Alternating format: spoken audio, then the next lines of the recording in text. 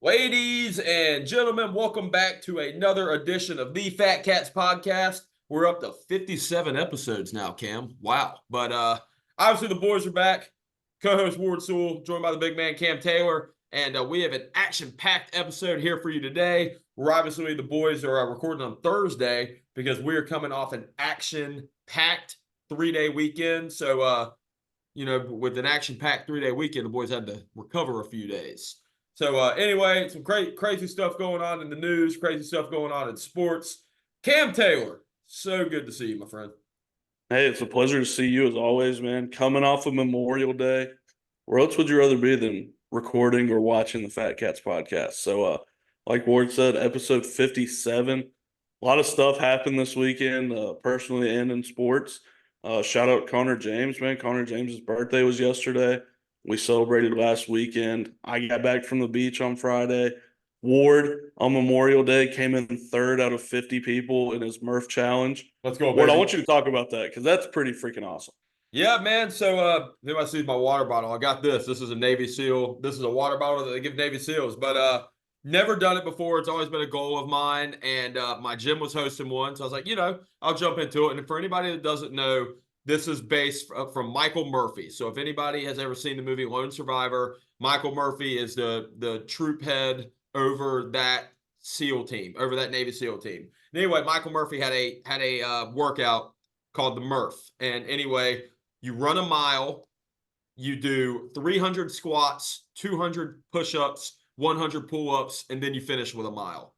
And so, there's a lot of ways to strategically do it. You just have to start with a mile and end with a mile before you do any body weight stuff. So anyway, Cam, long story short, got to the lot. My gym was hosting one. So they go into the background of Michael Murphy, who he was as a person. Michael Murphy was the first person to receive a Purple Heart Award since the Vietnam War, which was really cool and kind of really interesting to think about. But yeah, man, so there's a workout that they host every Memorial Day. It kicked my ass. I still can barely extend my arms, but it was a lot of fun, Cam. Finished in 43 minutes and 10 seconds. And did it with my buddy Daniel. I will say shout out to Daniel. He finished in 40 minutes. So Daniel kicked my butt. But it was a lot of fun, Cam. I highly, highly recommend anybody that wants to challenge yourself, both physically and mentally, get out there and let me know how you did.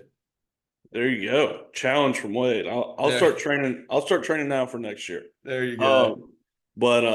Yeah, super fun weekend. I didn't do that this weekend. I played golf. That was my nothing wrong with that, brother. Nothing wrong with that. How's your play? Good. One round I was awful. One round I was really good. So okay. I broke 100 on Monday. I think I shot 96 or 97. Which for me, if you've ever watched me play golf, is a pretty big feat. Good for you, dude. But yeah, before we get into it, I want to remind everybody: Spotify, YouTube, Apple Podcast. Just type in the Fat Katz Podcast. Share us, like us, comment on everything. Instagram and TikTok at Fat Katz Pod. But yeah, we got a fun show. First favorite forgotten. We got weekly game balls going out.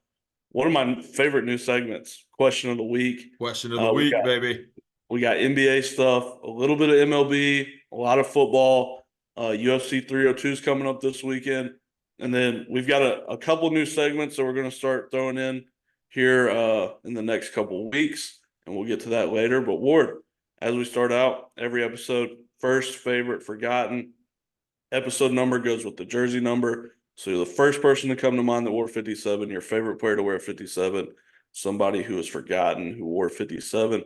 Go ahead and start us off, big dog. Dude, Cam, I don't know why this is the first thing to come to mind, but I had to throw it in, and I greatly apologize for, ladies and gentlemen, I don't have a team, or I don't have an individual person. I have an event. So I am going with episode 57. I'm going with Super Bowl 57, which if anybody does not know, if anybody knows who Chris Stapleton is, Chris Stapleton played the best national anthem of all time during the Super Bowl. But this was the Kansas City Chiefs versus the Philadelphia Eagles, I guess 2 years ago now. 2 years ago, the Chiefs came back from a 10-point deficit to beat the Eagles and win Super Bowl 57, and they have now won back-to-back Super Bowls. But yeah, Cam, so first 57 that came to mind was Super Bowl 57. Love it. Can you tell me who probably made the most money from that Super Bowl? No, who? Kadarius Toney. Kadarius Toney. There you go. He made himself a household name and then fell off the face of the earth Yep. last season.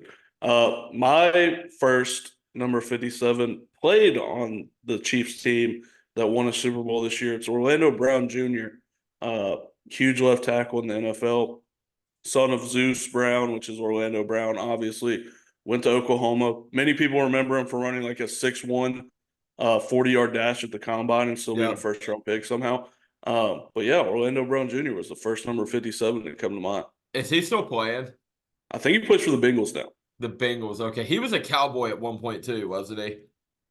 Or I could be wrong. No. He never so. mind. Never mind. No, he was not. Orlando Brown. Yeah, it took me a memory. Yeah, he's a stud. He was a huge free agent like 2 years ago.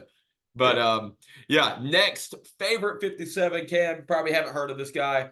Ken Harvey, former Redskins legend. He led before we had London Fletcher. Ken Harvey was our stud linebacker. So Ken Harvey led our team in tackles pretty much through the mid to late 90s, early 2000s. So Ken Harvey, favorite number 57. I love it. My favorite is going to be a Pittsburgh Steeler as well. Monty Adams plays nose guard for us right now. I think me and Novak might be the only two people who know who Montravius Adams is. He goes by Monty, but very solid rotational nose tackle. That's all I can say about Monty Adams. See, Cam, perfect example, man. This is why I don't even know if I can play this questioning game with you about players, because you know every player, you know all the stupid stats that nobody outside of a damn stat guru would know, but somehow you know them. No clue. Huh? So Logan L. Spring came over last night, and we were smoking cigars, and we were doing a trial run because I told him about it, and he was interested in how it worked. I kicked his ass first. Oh, I'm sure you're not going to lose. But I figured out that it's not more so much about the players; it is about the hints. Like I can do I did Cam Newton. I gave him 12 questions. You couldn't get Cam Newton. Get out of here. Yeah. So it's not the person as much as it is the hints. And what we're talking about is we're starting a new series, or not series, a segment, and we're going to call it Memory Lane. I'm going to have an athlete. Ward's going to have an athlete, and we're going to give each other hints until we guess it. But not this week, but probably next week. But that's what we're referring to. But yeah, that game, I could play that game for hours, Ward. I will be the first one to say I'm going to try my best. You know, my memory, I don't know if it's PTSD or what, but isn't always there. All the gears aren't always churning. But anyway, Cam, I will jump right into it. Forgotten 57, Cam. Alex Okafor, former linebacker. He played for like 10 different teams in the league. I believe he retired in 2021. I believe his last stint was with the 49ers, I want to say. But Alex Okafor, forgotten 57. Love it. And for my forgotten, I've got a guy that, we don't get to talk about. I mean, we don't have a lot of these guys. I think Jalen Simmons is the only other guy I can think of. Went to NC State, also connected to the Steelers. Yep. Head coach of the Pittsburgh Steelers for the last head coach before Mike Tomlin, Bill Cowher, wore number 57 for the Philadelphia Eagles when he played in the NFL. I think people forget he played in the NFL on top of coaching. Also, people forget NC State Wolfpack. Yep. So, Bill Cowher is going to be my forgotten number 57 this week. Hey, and Cam, one other thing I want to bring up to you. Speaking of the Wolfpack, speaking of the Kentucky Wildcats, there's 8 teams in collegiate sports that made finished ranked in college football, made the NCAA tournament in basketball, and made the NCAA tournament in baseball. And guess who that is? 2 out of those 8 teams are the Big Blue Nation in Lexington, Kentucky, the Kentucky Wildcats, and then Big Red here, the NC State Wolfpack here in Raleigh, North Carolina. So I love it. Cam, hats off to you, brother. Congratulations. Well, hats off to you and the pack as well. Colby G sent me a stat. I'll have to find it while we're doing weekly game balls, but NC State was the only school to do something this year, and I've got to find the stat. But starting off with weekly game balls, Ward, go ahead and kick us off, and I'm going to see if I can find this real quick. Cool. Well, weekly game balls, Cam, I'm going to start out. And actually, speaking of the Kentucky Wildcats, you'll know the stats. I won't. Karl Anthony Towns finally woke up and played a basketball game, if that makes sense. I guess it took them being down 3-0 you realize that, oh yeah, we're in the Western Conference Finals for the first time in like forever. So Karl Anthony Towns finally had a game, and Cam, I remember telling you this, or maybe you told me this. This was a couple episodes ago when the NBA playoffs were just starting. Whenever both Anthony Edwards and Karl Anthony Towns do their thing, there's not a team in the NBA that can beat this team. So I guess they waited a little far too long. We'll see. But Karl Anthony Towns, Fat Katz game ball, is flying to Minnesota for you. Love it. It sounds crazy to say for a team being down 3-0, but I think they figured something out here. They figured out what it is. You can't have Rudy Gobert on the court very often because he's not very good at basketball. He's good at defense, though. Is he though? When he's not guarding Luka. I know, but like we saw Jaden Hardy get Ward, to be honest, do you know who Jaden Hardy is? No. We saw the seventh man for the Mavs get a switch on him and clear everybody out and go attack him. Like nobody respects this guy, especially on the perimeter. But yeah, Karl Towns. When Karl is making his threes, but even more so being aggressive and attacking the basket, they're tough to stop because he's such an athlete. He can put the ball on the deck, and then he gets the 3-point shots. When he's a 3-point shooter first, that's when they shoot. But the stat, Ward, was NC State is the only school who made a bowl game in football, went to the men's Final Four, went to the women's Final Four, and is in the NCAA baseball tournament. That's really cool. I didn't know that. Very cool. My first game ball is going to Kylie Kelsey. This is Jason's wife. A video came out this week. They were having dinner, and some lady, we'll call it Karen, asked for a picture while they were eating, and then they said, no, we're on a date, and then followed them to the parking lot trying to get a picture. Called Kylie Kelsey a lot of bad things. If you haven't seen the video, I didn't know Kylie Kelsey. She's like 6 foot tall, Ward. I have not seen the video, Cam. I'm not. She is, and not like bad, but she's a big woman. Like she's tall, and she's not like some frail woman. And this Karen, like, real quickly figured out that you don't want to mess with Kylie Kelsey. She was in her face. She was yelling at her. Jason just walks back and lets her do her thing. If you haven't seen the video, go check it out. Did anybody get hit or not? Nah, nobody got hit. But yeah, Kylie Kelsey is getting my first game ball for herself and her man on date night. I like that, man. A female Kelsey's getting a game ball. Love to see it. You know, I could see Madison throwing down in like a Texas Roadhouse parking lot. Oh yeah, you piss her off, man. She has that country blood in her. That inner redneck will come out of her. You piss her off, man. Trust me, I've seen it multiple times. Usually told me, but anyway, Cam, moving forward, next game ball. Never thought I'd be doing this, but I was looking around. And I thought this was, I thought it was a pretty good idea, pretty cool idea. Brianna Stewart is a WNBA player, a former WNBA player. I'm not sure if she still plays, but she is actually creating a 3-on-3 women's basketball league.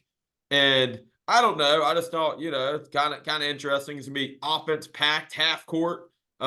Take the ball back. It's like me, you, and Caleb Barker playing 3-on-3 against all the guys at the CRC in college. So thought that was pretty neat. 3-on-3 basketball. Cool. So Brianna, you got my game ball. There you go. Shout out Caleb Barker, man. We love some Caleb Barker over here. Shout out Caleb. Yeah, for sure. And by the way, Ward, like, people are watching WNBA now. Like, we've got this influx of thanks to Caitlin Clark and Angel Reeves. The WNBA is back. Yeah, I don't know if it's here. I take that back. Yeah, it's here. If you haven't seen the video, like, people are so fired up when they get the chance to guard Caitlin Clark and Angel Reese. Angel Reese got assaulted under the basketball hoop a couple days ago. And then a video came out yesterday.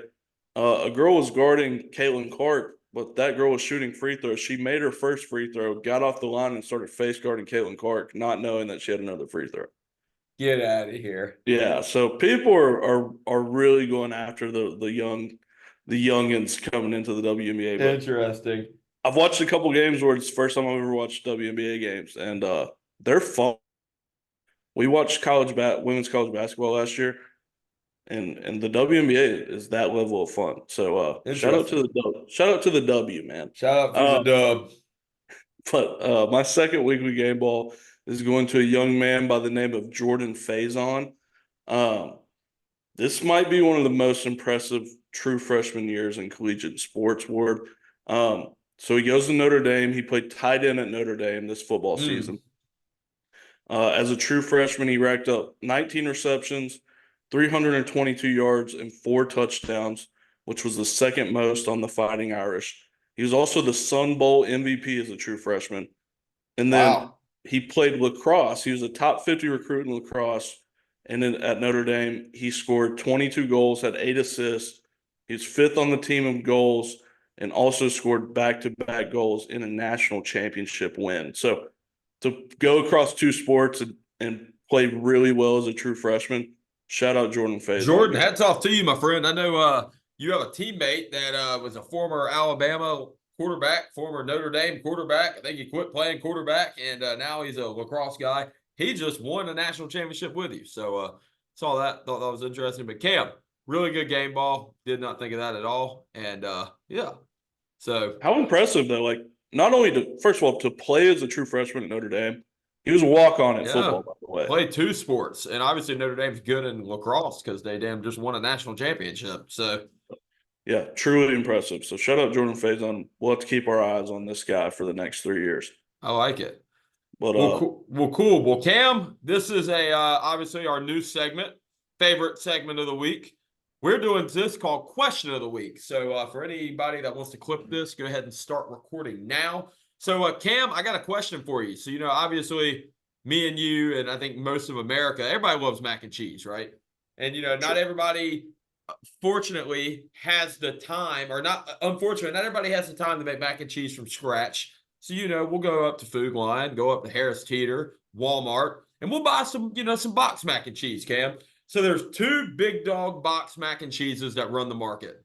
One is named after Robert Kraft mac and cheese, and they're cheese, and then another one is Velveeta cheese. So Velveeta and Kraft are going to be your AFC versus NFC. Obviously there's a little bit different textures in between them. Kraft mac and cheese is where you add butter, milk, and you have the powdered cheese. And then Velveeta mac and cheese is where you don't nothing. You don't have to add anything, and you just you push the cheese out of the box and get it in there. And also the actual mac and cheese is different. So one is like those little skinny noodles, and the other one is more of your circle noodles. So Cam, I explained both. I know you know what both of them are.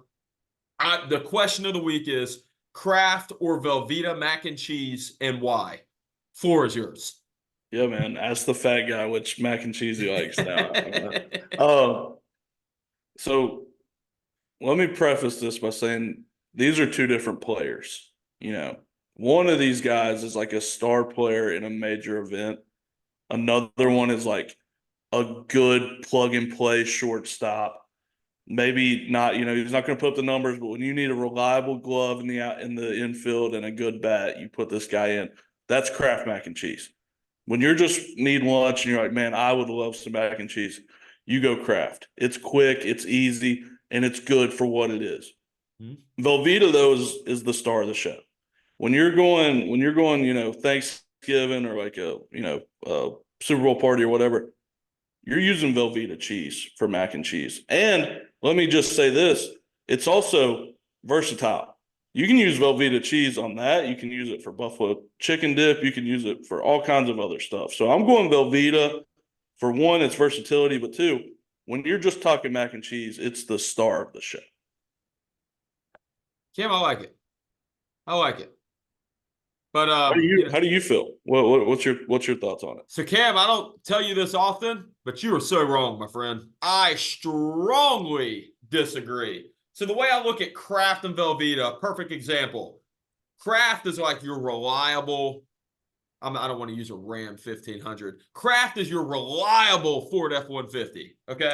2017 Motor Trend Truck of the Year, by the way. Your reliable Ford F-150. Your gas Ford F-150, by the way. Just knowing, it's going to get the job done. Anything you need to get done, it's going to get done. And then Velveeta is your new Tesla, your new Cybertruck. It's a little flashy, new to the market thing. This F-150's been around forever, Cam. You go look back and you look at the Ford Model T. That F-150 is built after that Ford Model T. What the hell is the Cybertruck built after? Nothing. It's built after nothing. It's a new of its kind. It has not proven itself yet, Cam.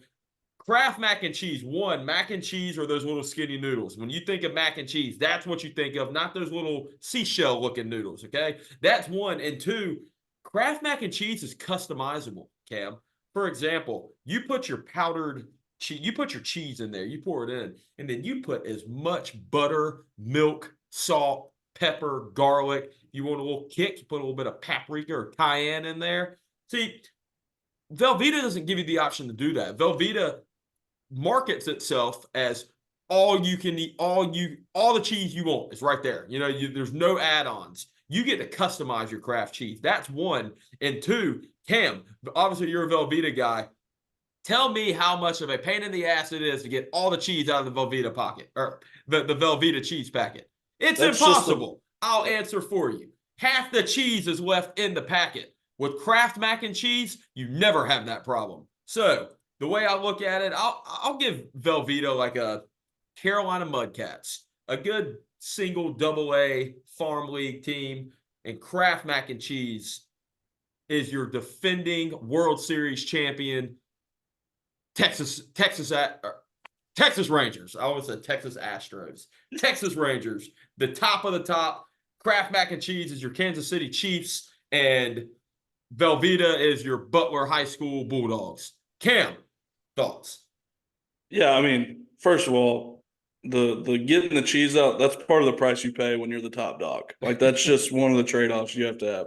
The whole customizable thing, that's a cop-out. Because just because they say you can't, it's supposed to be, this is the mac and cheese, you can do whatever you want to, Ward. What are we talking about?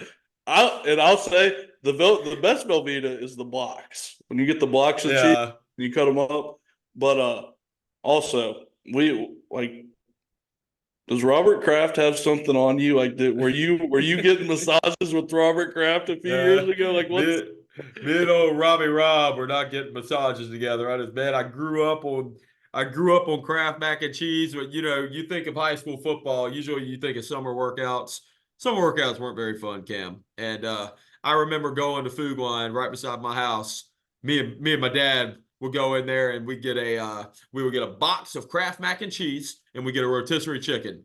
$10 meal, split it down. We cut the chicken in half, cook the mac and cheese, split it 50-50, and boy, we were eating good. So Kraft mac and cheese has always had a special place in my heart just because it takes me down memory lane.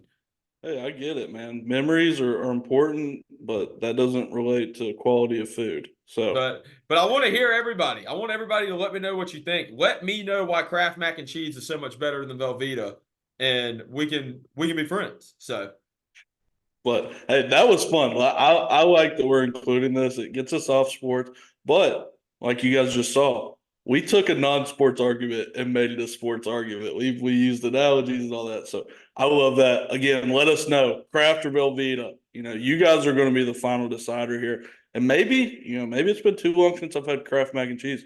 Maybe me and you, Ward, have a cooking competition. I use Velveeta, you use Kraft, and we'll see who does it better. But as we get into it, Celtics sweep the Pacers. Ward, do we have any overlying thoughts of that whole series? There were three really good games, but there's never a time where I didn't think the Celtics were going to win. Yeah, not really. It just shows how weak the East is, in my opinion. Like the Pacers, I don't know. I don't know anything about the Pacers, to be honest with you. I know two of their players. I couldn't name four of their players, but I think it shows how much of a chokehold that Boston has on the East. And yeah, I'm really excited to talk about the West, though, Cam. First, I want to hear what you have to say about the East one, and what do you think of Boston's victory? Yeah, people are kind of, going in on the Celtics saying that they haven't played anybody or this was a cakewalk. You can only play who's in front of you in the playoffs. It's not their fault that the Knicks got hurt. It's not their fault that the Pacer, obviously Halliburton pulled his hammy before game 4. So I mean, you can only play who's in front of you. Now, with that being said, they got two teams that are better than any team that they've played in the playoffs. Whichever team wins the West, it's going to be surprising for them, I think, because these two teams are awesome. But yeah, I mean, the Celtics are definitely the best team in the East, probably the best team in the league, top to bottom talent-wise. To me, it just comes down to, is Jason Tatum going to be a superstar or not? Yep. We've seen a lot of games where Derek White was the best player. Jaylen Brown won Eastern Conference Finals MVP. Yep. This was a conversation we had a couple weeks ago, Cam. If he doesn't win it this year, he'll be a star. Jason Tatum will be a star, but he won't be a superstar. So this is year to win it. I think they're heavy betting favorites to win it. For sure. And everybody, all the Celtics fans out there who are, as they should, live and die by their guy. They always go to bat for Jason Tatum. Yep. We're going to find out in 2 weeks. We'll find out if he's him or not. Yeah, I mean, it's going to be him, probably him versus Luka. It's a 3-1 series, obviously, in the out west. But, it's you versus Luka. It's Kyrie versus, which, again, storyline. Kyrie going back to Boston for a finals is going to be awesome. It's going to be very, very awesome. But yeah, I mean, Celtics should be the betting favorites. They're the best team on paper. But again, they haven't seen a team that's as good as the Mavs or the T-Wolves. Yep. Speaking of T-Wolves, what we're calling is delaying the inevitable. Take game 4. So it's now a 3-1 series. They go back to Dallas for game 5. Ward, tell me your overall thoughts of this series so far. And is there a chance, and we'll put a percentage on it, T-Wolves come back and win this series from down 3-0? First time in 155 tries it would be. Cam, we talked about it earlier, man. The question is, have the T-Wolves found the secret stuff? Have they found do they have what it takes to get it done? If we were talking about a LeBron-led Miami Heat team, if we were talking about a Golden State Warriors team, 2016 Golden State Warriors team, if we're talking about one of these elite teams that have been there, done that, I'd say, oh yeah, there's a very good chance there's a comeback. But we're talking about the Minnesota Timberwolves, Cam. The team that's never been here, or first time being here. They have some good teams, or they have some good players, but none of these players have been here and done what it takes to get the job done. So I don't think there's any chance, to be honest with you. I would like to see them win tonight to, force a game 6, get some topics talking. But Cam, I want to hear your thoughts, my friend. Yeah, like you said, man, like you get a game 6 back in Minnesota, and it's a weird kind of place we're in because Celtics swept, so they're going to get they have 2 weeks. Yep. If you want a great finals, you'd like the Mavs to go ahead and close it out so Luka can get healthy, because if you watch, man, he's laboring up and down the court. Like, he's hurt.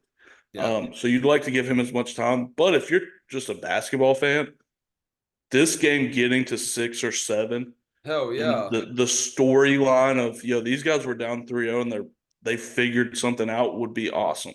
And when we talk about they figured something out, 2 changes I've seen from the Timberwolves. They switched Edwards off of Kyrie, and they've put Jaden McDaniels on him. Jaden McDaniels is a 6'9". He's got a 7'1" wingspan. He's a big wing defender. And, Kyrie hasn't seen that all series. Yep. This is the first time he's seen. And Jaden McDaniels is probably the best wing defender in the NBA. He's one of, if not the.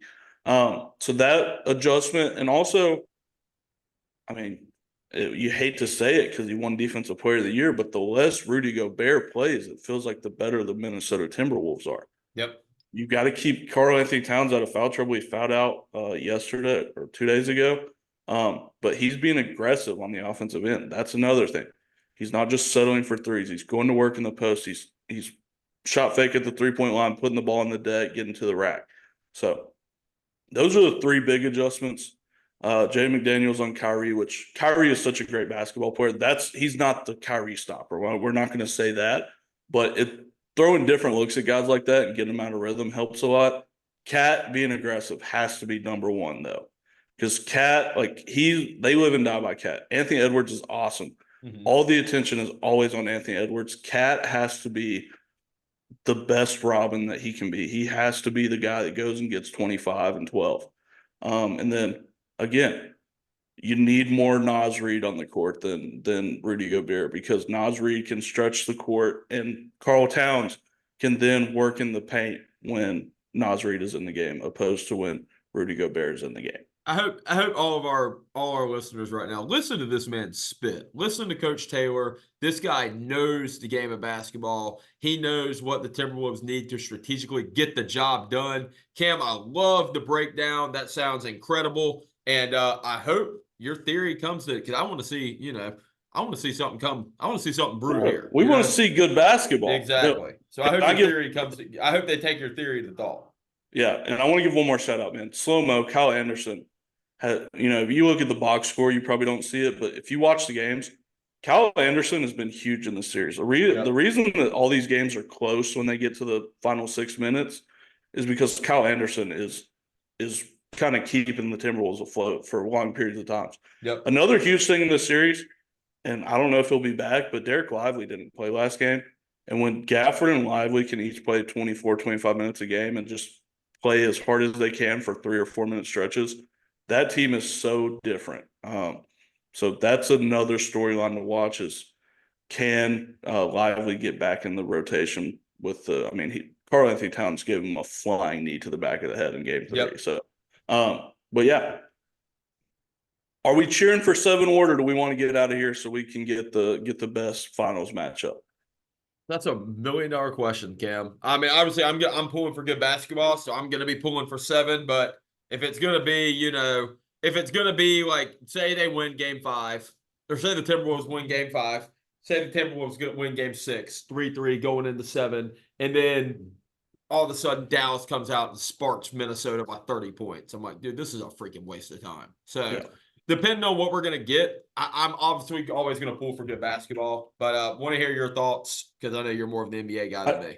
I do have a gripe, and it is that, again, I said, if they did this, if they came back from 3-0, it would be the first time in 155 scenarios in NBA history that this would have happened. And you go on DraftKings right now, or if you would have went on DraftKings 2 days ago, they were plus 46, so roughly 4.5 to 1 to do it. Mm-hmm. This has never been done before, and you're only giving me 4.5 to 1 odds on them doing it. Either they know something, or they're putting the screw job to us on the sports books. But yeah, I would like a 7-game series. It would only add to the lore of what has been Anthony Edwards' short NBA career if he comes back from 3-0 against Luka and Kyrie. Yep. I'm not betting on it. I'd give it, we'll say, a 2% chance.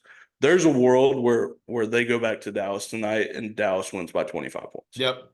Very valid point, my friend. Hard to beat a team 4 times in a row. So yeah. So, but again, cheering for good basketball. If not, this is kind of crazy. If you go, say Dallas closes out tonight, we still have to wait a week and a half for the finals to start. Yep. You would think that they'd move it up. That's not how that works. So, nope.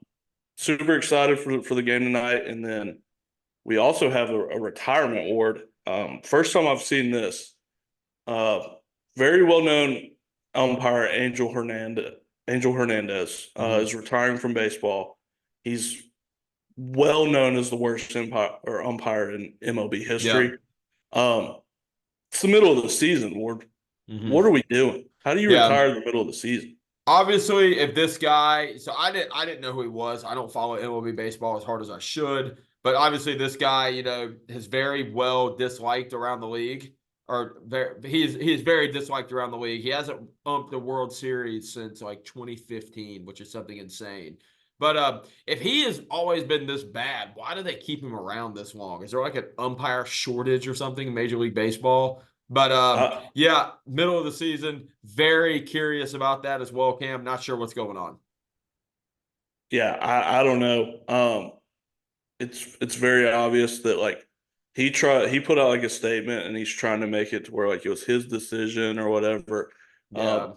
Very obvious that he got pushed out of baseball. And then you ask, why can't they fire him? There's an umpire shortage, and all the umpires are also in a union. So they like interesting. Okay. They would have had to like find a reason to fire him. Funny enough, he went to court against the MLB. Like you said, he hadn't done a World Series in so long. And he said it was because of his race. And all the MLB. No. their whole case against him was just showing video of how bad he was at his job Yeah. as to why he hadn't been in the World Series. So Mm. a lot of Pulled the baseball race card fans, out. Interesting. yeah, a lot of baseball fans rejoiced when Angel Hernandez decided to hang him up. And Ward, we get into some NFL news. Three huge receivers absent from OTAs, which Yeah. is optional team activities. This isn't mandatory, but three guys seeking new contracts. We got Jay Jettas, T. Higgins, Jamar Chase. For those of you who don't know, Justin Jefferson is Jay Jettas from the Vikings. Yeah. So two Bengals, one Viking, two guys from LSU, all sitting out looking for new contracts. Ward, who is the most, you know, which one is taken away from their team the most, we'll say? And then in Cincinnati, like, who do you think's getting this contract? Because they can only pay one of these guys. Yeah. Well, to start off, Cam, I think Jay Jettas is definitely taken away from his team the most. Jay Jettas is when you look at the face of a franchise, like the definition of a face of a franchise, Justin Jefferson is the face of the Minnesota Vikings. Obviously, Kirk Cousins isn't there anymore. They have a few weapons, but a lot of their weapons that have previously been very high up are gone now. So, yeah, so Justin Jefferson, Minnesota needs to do anything they possibly can to keep that guy around. I don't know if he's going to want to stay or what. Obviously, money talks, but that's one. And two, to answer your second question, T. Higgins, Jamar Chase, both of them absent from OTAs. If you have to pay one, obviously, I think you're going to pay Jamar. I think, honestly, between Jamar and Jay Jettas, one of them are hoping that the other one gets paid first because they're going to reset the market after that. So both of these guys will be the highest paid receivers of all time. It's just who gets paid last, if that makes sense. Who gets paid first, sure. who gets paid last. I agree. Justin Jefferson is definitely the one that, is missed the most. You've got a rookie quarterback coming in. Yeah. You'd like to get these guys getting as many reps as possible. Joe Burrow's played with T. Higgins and Jamar Chase for 4 years. Yeah. So, like, he knows what their timing is on this route, what they're looking at against cover 2, what they're looking at against shell, cover 3, where they're breaking at. You've got a rookie quarterback with the best receiver in football, and they're not getting reps right now. That's my biggest takeaway. Obviously, the Bengals are going to pay Jamar Chase. I'm more interested to see, does T. Higgins get dealt anytime during the season? Because I know he's been asking to get traded and all of that for a significant amount of time. And, so I don't know how that's going to end up playing out. But yeah. Well, and another receiver room to kind of monitor on top of the Bengals is San Francisco. Yeah. San Francisco drafted Ricky Pearsall in the first round. They have Deebo Samuel under contract until 2026, I believe. And then yesterday they signed Jawan Jennings to a 2-year contract. Oh, I didn't see that. Interesting. Okay. There's one big dog in that room who is on a 1-year deal and still his rookie deal who wants an extension. Yep. And that's Brandon Ayuk. Yep. I don't know. I can't imagine you drafting a guy in the first round and then paying Jawan Jennings. Yeah. And then also paying Brandon Ayuk. So, do they let Brandon Ayuk play it out for a year and then hit the open market? Do they trade him? I know my Steelers are it feels like since the draft have been connected to trading for Brandon Ayuk. It's just y'all are connected to trading for everybody, Cam. I know. DK Metcalf apparently is in the talks. Cortland Sutton. So we'll see what happens there. I mean, Brandon Ayuk is. I don't think it's a stretch to say that he's been the best receiver in that room for the past 2 years. Yeah. So John Lynch has a lot of things to figure out before we get into the season, because the last thing you want is a disgruntled wide receiver one going into the season, especially with a Super Bowl level roster. Mm-hmm. Speaking of guys getting paid though, Jalen Waddle today inked a 3-year, $84 million deal.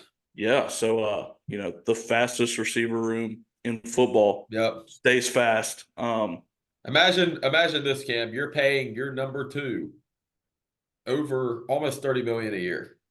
Your number crazy. 2 receiver is almost making $30 million a year. Wow. Crazy. And I mean, at some point, it's on Tua, right? Yep. This team is so talented. Obviously, the defense maybe isn't up to par. Yeah. But he's got two of the best weapons in football. One, can he stay healthy? Two, can he get the football to him? Yep. He's got one of the greatest offensive minds as his head coach and play caller. So at some point, like Tua, you got to step up and make a run here because you've got everything you need Yep. to be the best football player you possibly can be. Quarterback wise, Ward, Lamar Jackson, it came out. This is interesting to me. 2 seasons ago, he played at 230 pounds. Last year, he played at 215. This year, he said he's walking around and he's planning on playing at 205 pounds, which you told me, I didn't know this, is less than Jaden McDaniels. Yep. Or Jaden Daniels. Jaden Daniels, yeah. Daniels. So, one, as a running quarterback, like, how do you feel with Lamar losing over 2 years, 25 pounds? In the AFC North, he's going to take a beating, but he's probably going to be fast. So at what point, is it too much? And how do you feel about if you're a Ravens fan, how do you feel about Lamar Jackson playing at 205 pounds this year? Yeah, I wouldn't immediately, jump for concern. I don't think the caution tape and caution lights are thrown out yet. Obviously, this guy has been in the league for 5 years now. He's won 2 MVPs. He knows how to play. He's a running quarterback. He knows the play. He knows the game speed, if that makes sense. He knows how the NFL works. I think he knows how to use his body. It's not something that I would immediately jump into caution about, but it's interesting. And obviously, I think it's very interesting because Jaden Daniels, who plays very similar to Lamar Jackson, who's the Commanders quarterback, is also, he weighs 210, 215, but he is now not the smallest quarterback in the league, which makes me feel good. So if Lamar can do it, hell, why can't Jaden do it, right? For sure. There's no way that he's smaller than Kyler Murray, first of all. Well, not Kyler Murray, I'm sorry. He's got to be the smallest one. Yeah. But for reference, Lamar at Louisville played at 200 pounds, is what he's listed at. So about 5 pounds more. I'm interested to see it, one, because it does feel like the past couple of years he's lost a little bit of explosiveness. Like, he's still been great, don't get me wrong, but it feels like that pop that he had at Louisville isn't there as much. But 205, man, especially in the AFC North where, guys are going to hit you. Like the Pittsburgh Steelers, the Cleveland Browns, they're going to hit you, man. And they're not. Kyler Murray, 5'10", 207 pounds, Cam. 207 pounds. Oh, I think Cam froze on us. Never mind. So, Cam is frozen on Zoom right now. So, not sure what's going on, but I will go ahead and jump forward. Obviously, we were talking about Lamar Jackson not weighing, or the weight being an issue, which is very interesting. But so we'll see what ends up coming to that. And then two big topics we're going to get into. I do want Cam to jump in for this, is obviously who's going to start more games between Russell Wilson and Justin Fields, because I know Cam is a Steelers guy. And the next topic we're going to get into is the Suns are reportedly planning on drafting Bronny James with their first-round pick in hope to lure LeBron James to Phoenix. So, very, very, very interesting there. And then we're going to go over some UFC. So, first, I'm like I said, I'm going to wait for Cam to talk about the Russ and Justin Fields situation. But I am going to jump into the Suns reportedly drafting Bronny first. That's very interesting to me. Obviously, the Suns have a roster of – oh, never mind. Cam just texted me and said his Wi-Fi went out. So, obviously, the Suns have a roster of players that are veterans that are not very – or they're very good, but they did not get the job done this year. So, so that's one. And then two, not really sure what to think about all the Bronny stuff. I'm not on the Bronny hype like everybody else is. But yeah, so that is my thoughts on that. And then we obviously have to go over UFC 302. So y'all, really quickly, while Cam joins, I'm going to go through each fight, and I'm going to give you guys my projected winner. And I want you to, one, reach out to me and tell me what you think. But starting off first, UFC 302, main event of this is Islam Makhachev, which is Khabib's cousin, versus Dustin Poirier. This is Dustin Poirier's third shot at the title, and Islam is coming in at a huge minus 675 favorite. But obviously Islam's Russian. Dustin Poirier is American. Dustin Poirier is a boxer, a nitty-gritty boxer. Islam is a wrestler. So what my immediate thoughts is on this is I think it's going to be very similar to the Khabib versus Dustin Poirier fight, the first fight. When you get in and look at what these guys have done, or what Islam has done, really, when you look at his training camp, I don't think there's a man on this planet that's beating him anytime soon. But I will say, if I had to pick a favorite, or if I had to pick somebody, you guys know damn well I'm going to be going with Dustin Poirier. He's the American, and I do always like to ride with the American. So who do I think will win? I think Islam's going to win. Who am I picking to win on the Fat Cats? You know I'm riding with Louisiana Swamp Trash Dustin Poirier. So that's one. I do see Cam jump back in. Cam, can you hear me? I'm just seeing your picture. I am not seeing your screen. Okay, that answers my question. Cam can't hear me. So awesome. I will go through next and give my next pick. So the co-main event for this UFC 302 is going to be Sean Strickland versus Paulo Costa. I think this is I'm more excited about this fight than I am about the main event. This is obviously a very stacked card. As you know, I am a Sean Strickland guy. Sean Strickland's American. Paulo Costa is Brazilian. So I'm riding with Sean Strickland, ladies and gentlemen. I think Sean Strickland gets it done on the feet. I do think he has such a funky style. I do think he outboxes Paulo Costa and goes from there. So yeah, so that's 1 and 2. I'm going to go through 3 and 4 really quick. The third fight. Oh, here's Cam. Cam's back. Well, Cam, I was just running over UFC. Let me finish this real quick. Kevin Holland versus Michael Ola. Yeah, some long Russian last name. Give me Kevin Holland. Cam, so good to see you, my friend. What's going on with the Wi-Fi in Charlotte?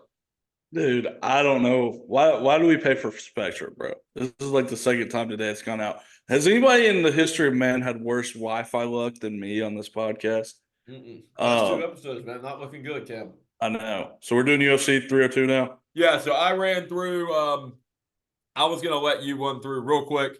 Tell me what you think about who will start more. Actually, no, we'll run through UFC first, and then we'll go into that. So I'll give you my winner so far. I think that Islam is going to absolutely mop the floor with Dustin Poirier, but you know I'm taking Dustin Poirier. I will not side with a Russian ever. So Dustin Poirier was my first pick. My second pick was Sean Strickland, and then I went in. Cam, when you go back and listen, I went into why I think both of these guys are going to win. And then Kevin Holland, I picked Kevin Holland to win. So Cam, run through UFC 302. Give me your stylistic matchups, who you're going to think, and why they're going to win. So Big Wade going straight favorites. If I'm picking, I'm going Islam, minus 675. Like you said, I don't think Dustin has anything for him. Dustin's only hope is like he pieces him up on the feet and can stuff up a takedown. Yep. Like that's the only way I can see him winning. Like he's going to go for that stupid guillotine and get caught on his back and get pounded out for 5 minutes. But when I bet, I'll bet on Dustin just purely because he's a dog, and I'll actually be able to make money if he wins. Sean Strickland, Paulo Costa is interesting to me. First of all, Paulo has to make it in the octagon before I believe that this fight's going to happen. Yeah. But Sean Strickland, minus 245 favorite. Stylistically, this should be a very fun matchup. Yeah. I think Paulo Costa has the equalizer with that right hand. But Sean Strickland is very obviously the better boxer. Yeah. Hard to hit Sean Strickland. That's the thing. Yeah, unless you're Alex Pereira. Unless you're Alex Pereira and you're 7 feet tall. Paulo Costa has a weird tendency. Like if a guy moves a lot, he looks kind of like a deer in headlights and looks like a punching bag. So I'll go Sean Strickland, although there's a world where Paulo Costa lands an overhand right, and it's just a fight. Yep. I've bet too much on Kevin Holland lately to even think about betting on him again. So I'm purely just because he's been awful the past 3 fights, I'm going Michael Olashaychuk. I had to look it up, by the way, before this. It's Olashaychuk. And then for the other fight, this is a heavyweight fight. These are 2 of my favorite fighters in the UFC. Jelton Almeida is a minus 270 favorite over Alexander Romanov. I'm going with the dog. I know we don't like going with Russians, but this guy is awesome. Yeah. Alexander Romanov, I think, is going to win this fight. Yeah, Cam. I'm not gonna lie. I have no idea who either one of these guys are. So I trust you. So I'll run with Alexander Romanov as well. Love it. And then Russ or Justin Fields. So this came from me, and I was on the course with Novak and Novak's older brother. We were playing golf together, and we're all Steelers fans, and we were talking who starts more games, Russ or Justin Fields. I obviously think Russ is going to start the season, but there's a world where like if the Steelers start off like 3-5, 3-6, they go to Justin Fields. Oh yeah. Um, I think Russ will start more games. I actually think Russ will probably start all but probably 2 games. He might miss a game or two this season. But there's a world, like I said, where Justin Fields takes over the reins and we get to see Well, what. you're gonna have to pay him if he's gonna take over the reins. That's the Well, thing. that was my thought is like, do they let him sit for a year, hope that they can get him locked up for, 3 years, $30 million, and then they have a quarterback for $10 million a year. So Yeah. I don't know. Whoever's the better of these two is probably going to get the long-term contract, which is kind of scary to say that, Russ is 35 years old. Yeah. But whoever wins more games is probably going to end up getting that contract in the Are they letting offseason. them battle it out in camp and then choose a starter off of that, or are they automatically slotting It's Russ into it's that? hard to say with Tomlin because he'll say, he'll get up on the podium and say, "Listen, this is, they're fighting it out. The best man's going to win." But you know, I mean, like I said, like there's a world where they want Justin Fields to sit so that they don't have to pay him Yeah. $40 million a year. So Yeah. I don't know. It's a weird cat and mouse game. Um, but like you have to get one of these guys locked up in the offseason. Like you Yeah. can't go with neither one of them. So they're in a weird place, but they've got 2 quarterbacks who are better than any of the quarterbacks on last year's roster, in Yeah. my opinion. So you're in a better spot. Yeah. And then did you talk about the Suns and Bronny? Yeah, a little bit. I figured that'd be your thing. I don't know much about it. I spoke a little Uh, bit on it, but Gotcha. So it's the Suns have the 22nd overall pick. It's reported that their plan, and if you know this owner, he was the one that orchestrated the Kevin Durant trade, the one that orchestrated the Bradley Beal trade. Like he is big dog hunting, like he is trophy hunting. It's said that they're going to spend the 22nd pick if he's there on Bronny James in hopes that LeBron will go to Phoenix. He's an unrestricted free agent, so he can go wherever he wants. yeah. Go to Phoenix and have, obviously 4 of the greatest players, in the league right now. Yeah. Really 3 of the greatest players in Bradley Beal. But that would be interesting to see him go from LA to Phoenix. All Obviously, that to be 500. oh yeah, and it's not going to be a good basketball team. Like, let me say, Yeah. like similar to the Lakers this year, maybe even worse because they have less depth. You go from 3 guys who are ball dependent to 4 guys who are ball dependent. Yeah. I don't think LeBron wants to leave LA, but Phoenix is one of the places I could see it. Now, like if Orlando or Utah or someone like that drafts Bronny, he is not going to play with Bronny. No. But again, I feel bad for Bronny because the only reason he's getting drafted is because people hope that his dad's going to come Oh with him. yeah, hell yeah. But yeah, that's my take. I would be surprised if LeBron leaves LA, but Phoenix is one of the few places I could see it happening for. Yeah. But I think that's all we have, right, Ward? Yeah, Cam, that is all I have from my end, my friend.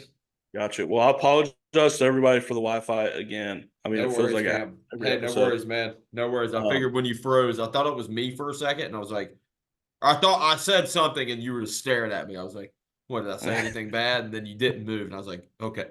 Cam you might know be what we frozen. you know what we forgot? We did forget to say R.I.P. Bill Walton, who Oh, was, yeah. basketball Bill Walton, legend. rest in peace. Couldn't live a day without the Pac-12. He's Mr. Pac-12, so it's only right that he goes with the Pac-12. Yeah. Ward, do you have any funny Bill Walton stories, like watching his broadcast or anything before we get out of here? I saw something I thought this was really interesting that he was very involved in protest, and he was very involved, he was very outspoken, and something I thought was really cool was during like the whole civil rights movement. He was out there with the black people at the time, like protesting for civil rights, and he actually got arrested over it while he was playing basketball. Can't remember where he played college basketball. It was at UCLA.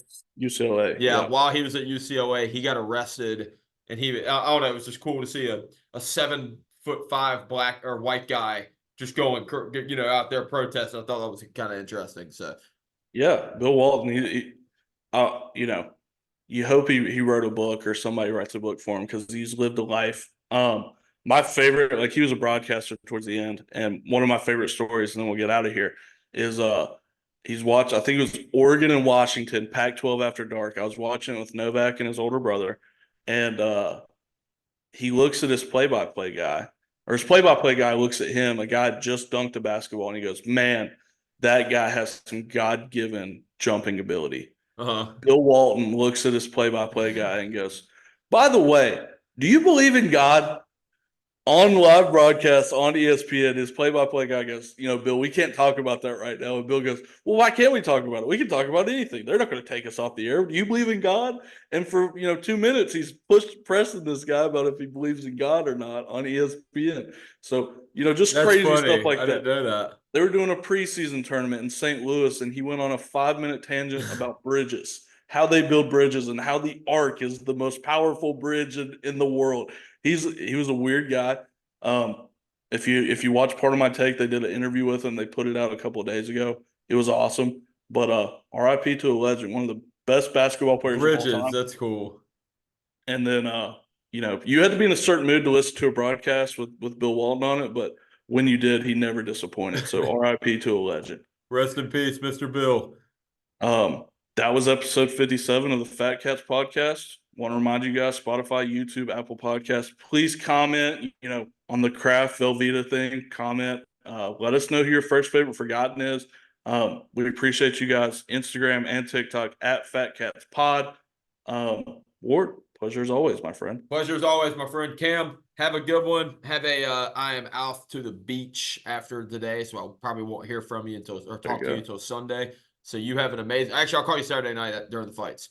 But what beach are you going to? Oak Island. Going to a bachelor Okay. party in Oak Island. It was half Oak Island, half Wilmington. So there you go. So yeah, so gonna go live it up. Hopefully not get bit by a shark. Hopefully no don't do Jaws that. is around North Carolina right now. Don't do that. But awesome. have Well, fun, brother, man. Always a pleasure.